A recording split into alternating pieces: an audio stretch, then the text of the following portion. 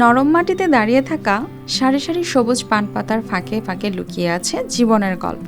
বয়স শরীরকে থামিয়ে দিলেও থামাতে পারেনি স্বপ্নকে। চরাঞ্চলের নীরব মাঠে পূর্বপুরুষের ঐতিহ্যকে বাঁচিয়ে রাখতে ও পরিবারের ভরসা ধরে রাখতে আজও তিনি দাঁড়িয়ে আছেন পানের বরজে। বলছি কৃষক নুরুল আমিনের কথা। চাঁদপুরের ফরিদগঞ্জ উপজেলার মোহাম্মদ নুরুল আমিনের টিকে থাকার একমাত্র ভরসা এই পান চাষ। চলতি মৌসুমে প্রায় 7 লাখ টাকা বিনিয়োগ করে নিজের জমিতে গড়েছেন পানের বরজ, যা একজন প্রবীণ কৃষকের জন্য ঝুঁকিপূর্ণ সিদ্ধান্ত। প্রকৃতি ও বাজার অনুকূলে থাকলে এখান থেকে প্রায় 2 লাখ টাকা লাভের আশা করছেন তিনি।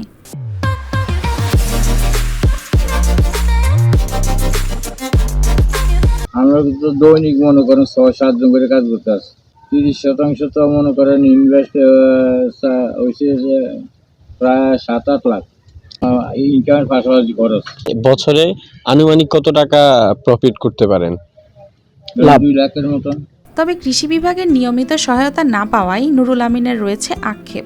তার বিশ্বাস, উপজেলা কৃষি অফিসের সঠিক দিক নির্দেশনা পেলে চরাঞ্চলে আরও অনেকেই পান চাষে আগ্রহী হতেন। নুরুল আমিনের ছেলে পড়াশোনার পাশাপাশি বাবার সাথে কাজ করেন মাঠে। তার বিশ্বাস, শিক্ষার্থী অবস্থায় উদ্যোগ নিলে ভবিষ্যৎ গড়া সম্ভব। দেখাশোনা করি এবং আমাদের নিজ অর্থায়নে আমরা এই যে লোকজন দিয়ে আমরা পরিচর্যা করি। বিবিএ থার্ড ইয়ারে আছি।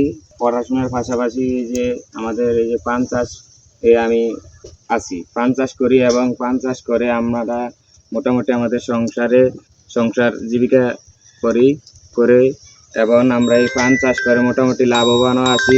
পানের বরজে দাঁড়িয়ে নুরুল আমিনের গল্প একজন মানুষের মধ্যেই সীমাবদ্ধ নয়, বরং প্রজন্মকে টিকিয়ে রাখার সংগ্রাম, পরিশ্রম আর সাহসের এক নীরব দলিল।